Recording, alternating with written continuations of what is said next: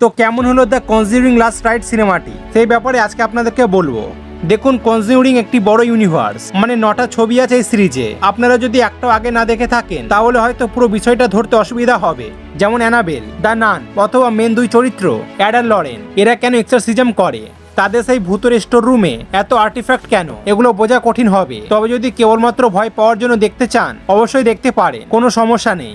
এখন আসল কথায় আসি। প্রমোশনে বলা হয়েছিল এটাই নাকি কনজিউরিং ইউনিভার্সের শেষ ছবি, তাই আমার ভেতরে বিশাল এক্সপেকটেশন ছিল যে এবার কিছু একেবারে আলাদা এক্সট্রিম লেভেল কিছু দেখবো। কিন্তু সত্যি বলতে সেই অনুভূতিটা পেলাম না।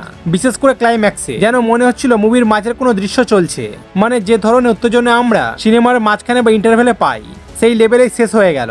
ফলে সিনেমার শেষ সিনটা মোটেও জমলো না। তবে হ্যাঁ, মুভিতে কয়েক জায়গায় জেমস কেয়ারস দারুণভাবে প্লেস করা হয়েছে। যদি আপনার এটাই প্রথম বা দ্বিতীয় হরর মুভি হয় তবে অবশ্যই ভয় পাবেন। গল্পটা নতুন এক ফ্যামিলিকে নিয়ে, মোট 8 জন। তাদের কাছে হঠাৎ এক আর্টিফ্যাক্ট এসে পড়ে আর সেখান থেকে খুলে যায় এরা লরেনের অতীতের দরজা।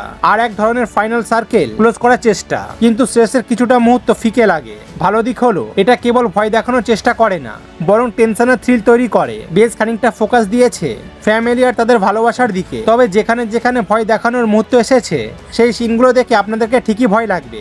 এমনকি আপনাকে মনে করিয়ে দেয় হয়তো আপনার ঠিক পেছনেই কোনো অদৃশ্য উপস্থিতি দাঁড়িয়ে আছে। তবে আবার বলবো, যদি আপনি প্রচুর হরর মুভি দেখে থাকেন এটা আপনাকে ফিকে লাগতে পারে। আর যদি সহজেই ভয় পান তবে হ্যাঁ, সিনেমা দেখে বের হয়ে ভগবানের নাম অবশ্যই নেবেন।